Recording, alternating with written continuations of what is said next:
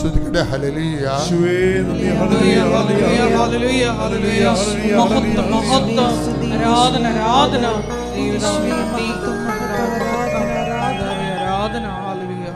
രോഗമുള്ളിടത്തെല്ലാം കൈകൾ വെക്കേണ്ട സമയമാണ്. ഓൺലൈനിലുള്ളവർ ശ്രദ്ധിക്കുക. മുട്ടുമാണോ തലവേദനയുള്ളവരുണ്ടാകും, അത് നെറ്റിൽ കൈ വെക്കേണ്ടതാണ്. എവിടെയാണ് വേദനയും രോഗവും ഉള്ളത് അവിടെ കൈകൾ വെച്ചുകൊണ്ട് ഇടിമുഴക്കം പോലെ ശ്രദ്ധിക്കട്ടെ. ഹല്ലേലൂയ.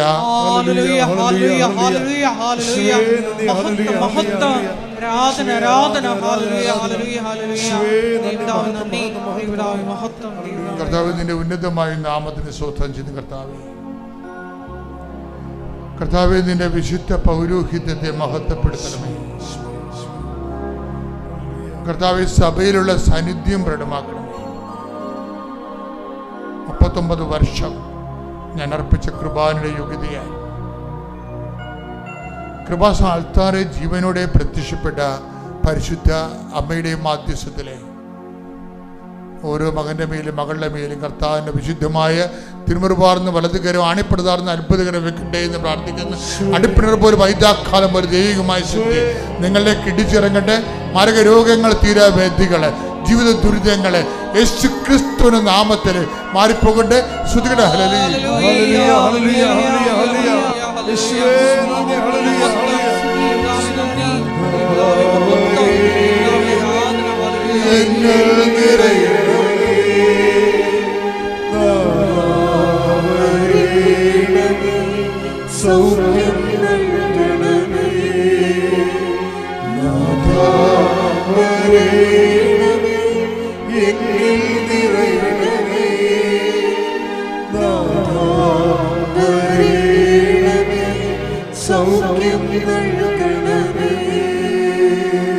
അച്ഛനോട് ചേർന്ന് പ്രാർത്ഥി. കർത്താവായ ദൈവമേ,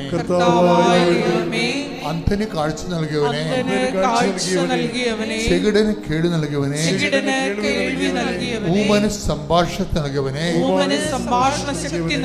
മഹോദ രോഗിയെ സുഖപ്പെടുത്തിയവനെ, തളർവായ രോഗിയെ സുഖപ്പെടുത്തിയവനെ, മരിച്ചവനെ ഉയർപ്പിച്ചവനെ, അങ്ങയുടെ തിരുമുറിവാർന്ന വലത്തുകര എന്റെ ശരീരത്തിൽ ഇപ്പോൾ വയ്ക്കണമേ. അടിപ്പിണർ പോലെ, വൈദ്യാഘാതം പോലെ എന്റെ ആന്തരിക അവയവങ്ങള്, രോഗാതുരമായ ശരീരഭാഗങ്ങള്, രോഗാതുരമായ കോശങ്ങള്, പേശികള്, ഞരമ്പുകള്, ആന്തരിക അവയവങ്ങള് യേശു ക്രിസ്തുവിന്റെ വിശുദ്ധ രക്തത്താൽ കഴുകപ്പെടട്ടെ. യേശുവിന്റെ നാമത്തിലെ രോഗങ്ങള് സൗഖ്യം പ്രാപിക്കട്ടെ. ശ്രുതികട്ടെ.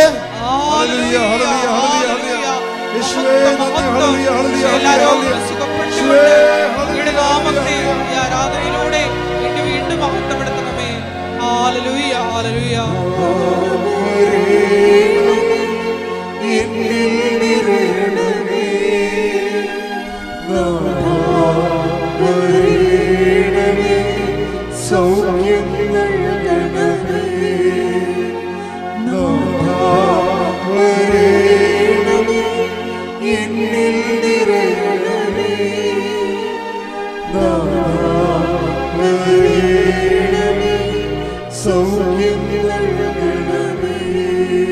പരിശുദ്ധ പരമദിവ്യകാരുണ്യത്തിന് പല കാര്യത്തിൽ, അത് നീ എന്റെ കാര്യത്തിൽ നിങ്ങൾ take the word of God. ശ്രുതിക്കട്ടെ. ഹല്ലേലൂയ. മത്തായി 8:29. മത്തായി 8:29. അവർ അട്ടഹസിച്ചു പറഞ്ഞു, ദൈവപുത്ര, നീ എന്തിന് ഞങ്ങളുടെ കാര്യത്തിൽ ഇടപെടുന്നു. ഇതാണ് വിഷയം. എന്താ കാര്യം? നിന്റെ പേരെന്താണെന്ന് കർത്താവ് ചോദിച്ചു അവനോട്, ഇല്ലേ? Read it again. ശ്രുതിക്കട്ടെ. ഹല്ലേലൂയ. മർക്കോസിന്റെ 5:7 വായിച്ചേ.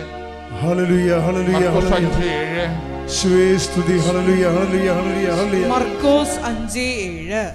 ഉച്ചത്തിൽ നിലവിളിച്ചുകൊണ്ട് അവൻ പറഞ്ഞു, മഹോന്നതനായ ദൈവത്തിന്റെ പുത്ര, യേശുവേ, അങ്ങ് എന്റെ കാര്യത്തിൽ എന്തിന് ഇടപെടുന്നു? അതാണ് പ്രശ്നം. ആ കാര്യത്തിൽ ഇടപെടരുത്. അതെന്റെ ലവ് അഫെയർ ആണ്. അത് വേറെ ജാതിക്കാരനായിരിക്കാം. അത് കെട്ടിച്ചു തരാൻ വേണ്ടിയാണ് ഞാൻ നിൻ്റെ അടുത്ത് വന്നിരിക്കുന്നത്. അപ്പോൾ സംഭവം. അപ്പോൾ കർത്താവ് ചോദിക്കും, നിൻ്റെ കുഞ്ഞുങ്ങളെ വിശ്വാസം വളർത്താൻ പറ്റുമോ? അതെനിക്കറിയാൻ പാടില്ല. നീ അവനോട് പറയുമോ വിശ്വാസം ജീവിക്കാൻ? ഞാൻ പറയത്തില്ല. അതാ പ്രശ്നം.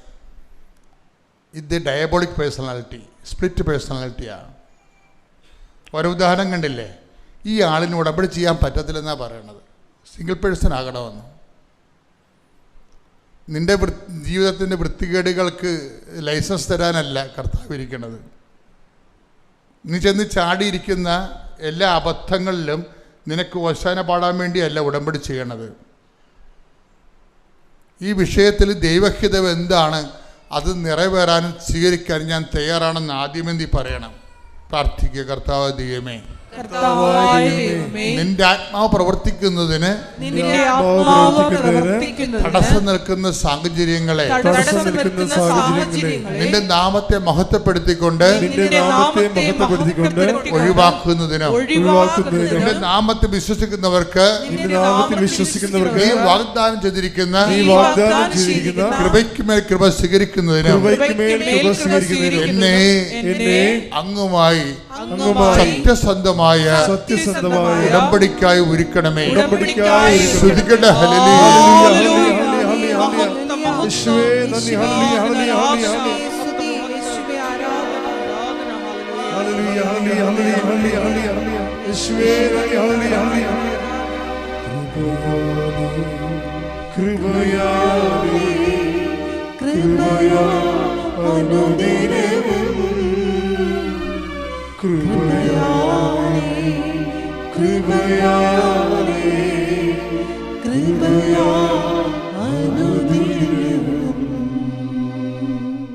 മർക്കോസിന്റെ സുവിശേഷം 5:9.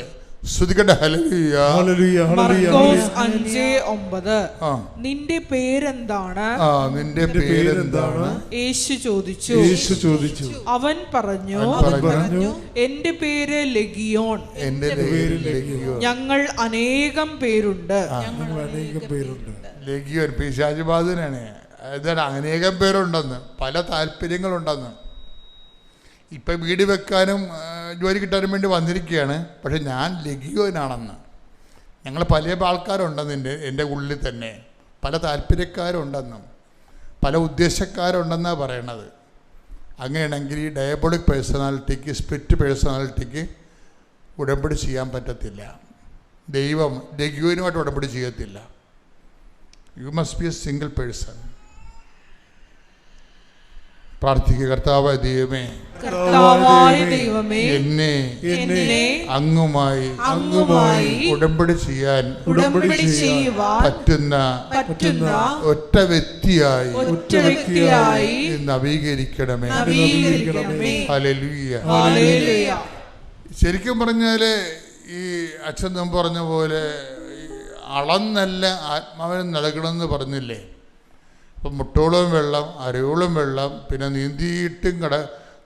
നീന്താതെ കടക്കാൻ പറ്റാത്ത രീതിയിൽ തലക്ക് മുകളിൽ വെള്ളം നിൽക്കുന്ന രീതിയിൽ ദൈവം ഇങ്ങനെ സമൃദ്ധമായി കൃപയ്ക്കുമേൽ കൃപ നൽകിക്കൊണ്ട് ഒരു മനുഷ്യൻ നയിക്കാനുള്ള സാധ്യതയാണ് ഉടമ്പടി നമ്മുടെ മുമ്പിൽ തുറന്നിടുന്നത്.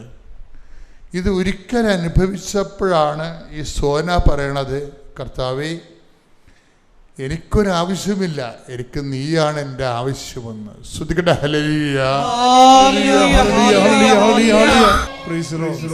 ലിറിക്സ് ഒന്ന് പറഞ്ഞു കൊടുത്ത ആൾക്കാർക്ക്. ചങ്കു പിളർന്നതാണേ, ഏറ്റുപാടഞ്ഞ ചങ്കു പിളർന്നതാണേ, നിനക്കവൻ തന്നുയിർ തന്നതാണേ. ചങ്കു പിളർന്നതാണേ, നിനക്കവൻ തന്നുയിർ തന്നതാണേ. അടുത്ത വരി. നോവിനുലയിൽ പ്രിയ പ്രാണനുലഞ്ഞപ്പോൾ നിൻമുഖം കണ്ടതാണേ നെഞ്ചിലവൻ നിന്നെ വഹിച്ചതാണേ. ഒരുമിച്ച് പാടാം. ശ്രുതികട്ടെ. ഹല്ലേലൂയ ഹല്ലേലൂയ ഹല്ലേലൂയ ഹല്ലേലൂയ ഹല്ലേലൂയ. യേശുവേ നന്ദി. ഹല്ലേലൂയ ഹല്ലേലൂയ ഹല്ലേലൂയ.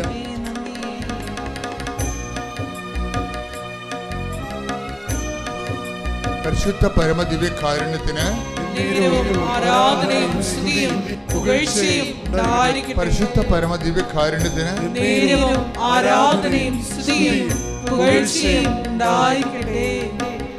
ചങ്കുപിളർന്നതാണേ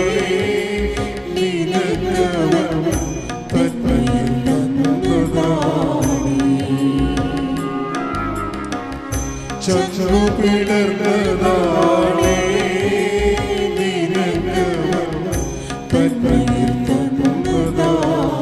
കൈയടിച്ചുകൊണ്ട് ചങ്കുപിളർന്നതാണേ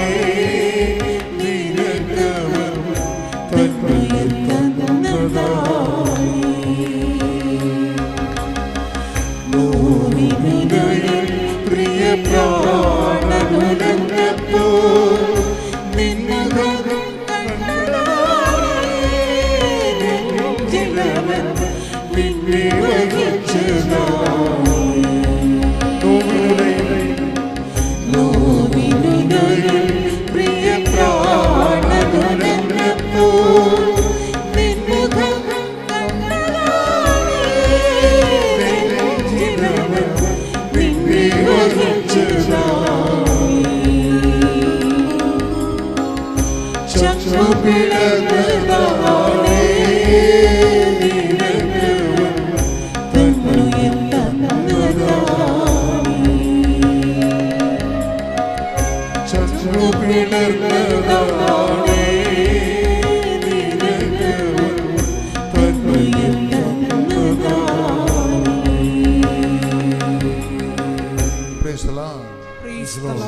എൻ്റെ പ്രിയമക്കളെ, ഇത് വിശുദ്ധീകരിക്കുന്ന അനുതാപത്തിൻ്റെ ഏറ്റവും വലിയ വിഷയം നമ്മൾ ദൈവസ്നേഹം.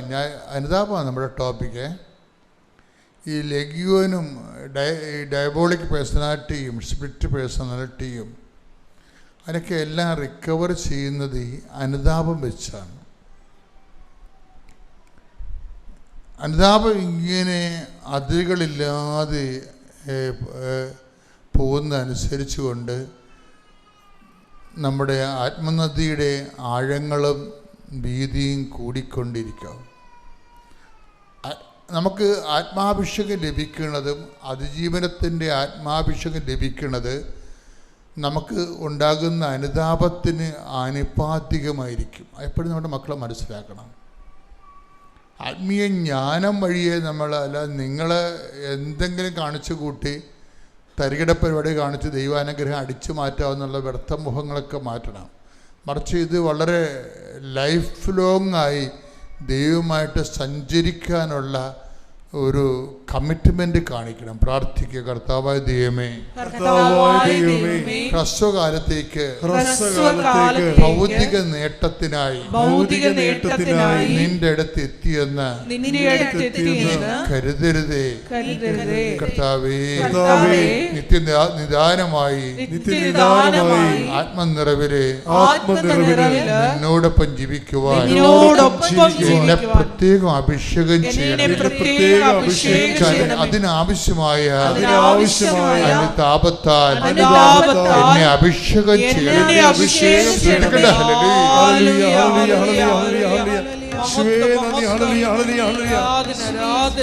തൈല് മുറിവെണ്ണ മേടിച്ചു, എന്നിട്ട് കരിയുന്നില്ല. ഞാൻ ചെന്ന് 7 ദിവസം ചെന്ന് വിശ്വാസ പ്രമാണം ചൊല്ലി രാവിലെയും വൈകിട്ടും ചെന്ന് തൈലം പൂശി. അത് പെട്ടെന്ന് കരിഞ്ഞു. അതിന് എനിക്ക് പ്രഷറും ഷുഗറും ഉള്ള 12 വർഷമായി. മരുന്ന് മേടിക്കാൻ പോയപ്പോൾ ഞാൻ തല കറങ്ങി റോട്ടിൽ വീണു. കാലിൻ്റെ നഖം എല്ലാം പറഞ്ഞു പോയി, കുറേ തൊലിയും പോയി. എന്നിട്ട് ഞാൻ ആ തൈലം പൂശി 2-3 ദിവസം കൊണ്ട് തന്നെ അത് കാല് സുഖപ്പെട്ടു. പിന്നെ നവംബർ 12-ാം തീയതി എൻ്റെ മരുമോൾ വഴക്ക് കൂടി വീട്ടിൽ നിന്ന് ഇറങ്ങിപ്പോയി. വാടകയ്ക്ക് പോകുമെന്നും പറഞ്ഞുകൊണ്ട് നല്ല വീടും വരെയും, എന്തിന് വാടകയ്ക്ക് പോന്ന എന്ന് ഞാൻ ചോദിച്ചു. പോയാൽ തന്നെ നീ ഇവിടെ തന്നെ വരൂ എന്ന് ഞാൻ പറഞ്ഞു. ഞാൻ തന്നെ ഉണ്ടായിരുന്നുള്ളൂ 1 മാസം വീട്ടിൽ. എന്നിട്ട് പിന്നെ ഡിസംബർ 12-ാം തീയതി വെളുപ്പിനെ 2:30 എൻ്റെ അമ്മ മാതാവ് എൻ്റെ അടുത്ത് വന്ന്, നല്ല ഉറക്കത്തിലായിരുന്നു, എന്നെ കൊട്ടി വിളിച്ച് ഏൽപ്പിച്ച് പറഞ്ഞു, നീ ഒന്നുകൊണ്ടും പേടിക്കണ്ട, ഞാൻ നിൻ്റെ കൂടെയുണ്ട്, നിൻ്റെ മക്കൾ ഉടൻ തന്നെ വരുമെന്ന് പറഞ്ഞു. ഞാൻ അന്ന് ഞായറാഴ്ച വീട്ടിൽ ഊണുമുറിയിൽ 4 മണിയൊക്കെ ആയപ്പം ചായയും കുടിച്ചു അച്ഛൻ്റെ പ്രസംഗമൊക്കെ കേൾക്കുമായിരുന്നു. കുറച്ച് കഴിഞ്ഞപ്പോഴത്തേനും പിള്ളേരുടെ വർത്തമാനം കേട്ടു. പിള്ളേർ എല്ലാവരും, മോനും മകളും എല്ലാവരും കയറി വന്നു. അമ്മ മാതാവിൻ്റെ അനുഗ്രഹമാണതെനിക്ക്. എനിക്ക് എപ്പോഴും അമ്മ മാതാവിനെ ഇഷ്ടമാണ്. എപ്പോഴും ഈ ടോക്കുകളും അച്ഛൻ്റെ പ്രസംഗവും സാക്ഷ്യങ്ങളും എല്ലാം കേൾക്കും. ഉടമ്പടി എടുത്ത 5ാമത്തെ പുതുക്കലാണിത്. ഞാൻ പത്രം മേടിച്ച് വിശ്വാസ പ്രമാണം ചൊല്ലി അരിയത്ര പള്ളിയിലും ഭരണങ്ങാനത്ത് പള്ളിയിലും ആശുപത്രിയിലും എല്ലാം കൊടുക്കും. ഒരു പത്രം പോലും തിരിച്ചു കിട്ടുകയില്ല, എല്ലാം കൊടുക്കും. എനിക്ക് കിട്ടിയ അനുഭവങ്ങളെല്ലാം ഞാൻ പറയുന്നുണ്ട്. എനിക്ക് പറ്റാവുന്ന കാലം വരെ ഈ അമ്മമാതാവിൻ്റെ അടുത്ത് ഞാൻ വരും. പിന്നെ എൻ്റെ മോൻ്റെ കൊച്ച് 2 വയസ്സായതാണ്. അത് അമ്മ അച്ഛാന്ന് മാത്രമേ വിളിക്കുകയുള്ളൂ. അവർ ആശുപത്രിയിൽ കൊണ്ടുപോയി. കൊച്ചു വർത്താനം പറയുന്നില്ലെന്നും പറഞ്ഞിട്ടുണ്ട്. അപ്പം ഞാൻ ഈ വിശ്വാസ പ്രമാണം ചൊല്ലി തൈലവും എണ്ണയും ഉപ്പും എല്ലാം കൊടുത്തു. കൊച്ച് അച്ചാച്ച, അമ്മ, ചിറ്റ എല്ലാ വർത്താനങ്ങളും കൊച്ചു പറയുന്നുണ്ട്. ഇപ്പം അമ്മ മാതാവിനും ഈശോയ്ക്കും കോടാനുകോടി നന്ദി. ഇത്രയും എനിക്ക് പറയാനുള്ളൂ. ആദ്യമായി തന്നെ പരിശുദ്ധ അമ്മ പ്രത്യക്ഷപ്പെട്ട ഈ അൾത്താരയിൽ നിൽക്കാൻ സഹായിച്ച പരിശുദ്ധ അമ്മയ്ക്കും ദൈവകുമാരനും ഞാൻ നന്ദി പറയുന്നു. ഞാൻ ആദ്യമായി ഉടമ്പടി എടുക്കുന്നത് 2022 ജനുവരി 15-ാം തീയതി ആയിരുന്നു. അത് ഞാനൊരു ഹോസ്റ്റലിൽ നിൽപ്പുണ്ടായിരുന്നു 6 മാസം. അവിടുത്തെ ആൻറ്റി അങ്കിളുമാണ് എന്നെ ഇവിടെ എത്തിച്ചത്. അന്ന് ഞാൻ വന്ന് ഉടമ്പടി എടുത്തു. പക്ഷേ അത്രയ്ക്കൊന്നും ഞാൻ പ്രാർത്ഥിച്ചൊന്നും ഉണ്ടായിരുന്നില്ല. ഒരു 2-3 മാസം അത്രയുമേ തിരി കത്തിച്ച് പ്രാർത്ഥിച്ചുണ്ടായിരുന്നുള്ളൂ. അപ്പോഴും ഞാനൊരു BSc നേഴ്സാണ്. പുറത്തേക്ക് പോകാൻ വേണ്ടിയിട്ട് നോക്കുന്നുണ്ടായിരുന്നു. അപ്പോൾ കുവൈറ്റ് പ്രോസസ്സിങ്ങിന് ഒരു ഏജൻസിയുമായിട്ട് ഇതായി, അങ്ങനെ പൈസയൊക്കെ കൊടുത്ത് അങ്ങനെ അതിന് വേണ്ടിയിട്ട് വെയിറ്റ് ചെയ്തു. അങ്ങനെ ഒരു 2-3 മാസം കഴിഞ്ഞപ്പോൾ അവർ സർട്ടിഫിക്കറ്റ് റിട്ടേൺ ചെയ്തു. അവിടെ എന്തോ പ്രശ്നമുണ്ടെന്നും പറഞ്ഞിട്ട്. പിന്നീട് എൻ്റെ ജീവിതം എന്ന് പറയുന്ന ഒരു പ്രാർത്ഥനാ ജീവിതം ഒന്നും ഉണ്ടായിരുന്നില്ല. ഒരു ഇരുട്ട് നിറഞ്ഞ ജീവിതത്തിലൂടെയായിരുന്നു ഞാൻ കടന്നു പോയിക്കൊണ്ടിരിക്കുന്നത്. അങ്ങനെ അത് കഴിഞ്ഞ് 2023 വീണ്ടും സൗദിയിലേക്ക് നോക്കാമെന്ന് വിചാരിച്ച് അങ്ങനെ ഫെബ്രുവരി 11-ാം തീയതി ഇൻ്റർവ്യൂ അറ്റൻഡ് ചെയ്തു, പാസ്സായി, പ്രോസസ്സിങ് സ്റ്റാർട്ട് ചെയ്തു.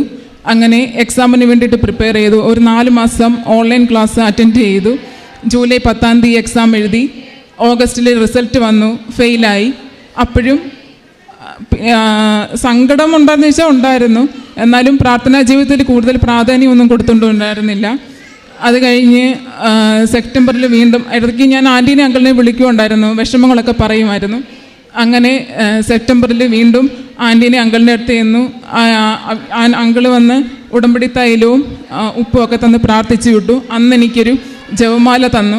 അന്ന് സെപ്റ്റംബറിൽ തുടങ്ങിയ ആ പ്രാർത്ഥനാ ജീവിതം എൻ്റെ ജീവിതം ആകെ മാറ്റിമറിച്ചു. എൻ്റെ ആത്മീയ ജീവിതം കൂടുതൽ വളരുവാൻ സാധിച്ചു. പണ്ടൊക്കെ ഞാനൊരു കത്തോലിക്ക വിശ്വാസിയാണ്. കല്യാണം കഴിച്ചത് CSIയിലാണ്. അപ്പോഴും മാതാവിനോട് ഭയങ്കര ഭക്തിയായിരുന്നു ഞാൻ. വീണ്ടും എൻ്റെ പോയ പ്രാർത്ഥനാ ജീവിതം തിരികെ വന്നു. ഒരു സ്വിച്ചിട്ടെന്ന പോലെ പെട്ടെന്ന് ആത്മീയതയായിട്ട് കൂടുതൽ വളരുവാൻ സാധിച്ചു. രാവിലെയും വൈകിട്ടും ഒക്കെ പ്രാർത്ഥിക്കുവാൻ തുടങ്ങി. സമയം കിട്ടുമ്പോഴൊക്കെ പ്രാർത്ഥിക്കും. ഈ 2022 ഞാൻ ഉടമ്പടി എടുത്തപ്പോൾ ഈ ഫോണിൽ ഇത് സബ്സ്ക്രൈബ് ചെയ്യുമായിരുന്നു. അപ്പോഴൊക്കെ ജസ്റ്റ് സ്ക്രോൾ ചെയ്ത് പോയിട്ട് മറ്റ് വീഡിയോസൊക്കെ ആയിരുന്നു കണ്ടുകൊണ്ടിരുന്നത്.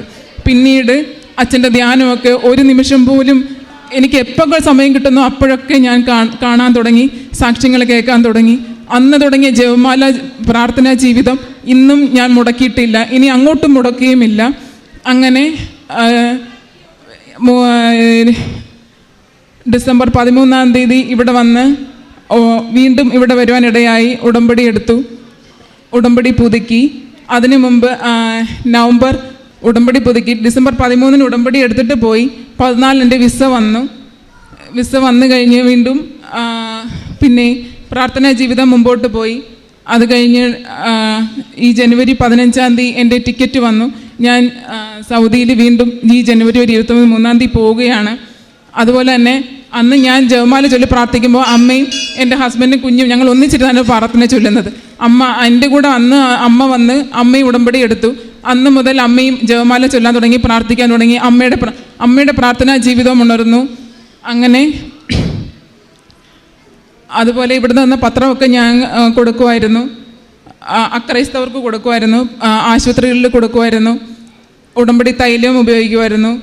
മോൾക്ക് പനിയൊക്കെ വരുമ്പം തൈലമൊക്കെ ഉപ്പൊക്കെ കൊടുക്കുമായിരുന്നു. അങ്ങനെ പനിയൊക്കെ കുറഞ്ഞ്. ഇത്രയും സഹായിച്ച പരിശുദ്ധ അമ്മയ്ക്കും ഈശോയ്ക്കും ഒരുപാട് നന്ദി പറയുന്നു.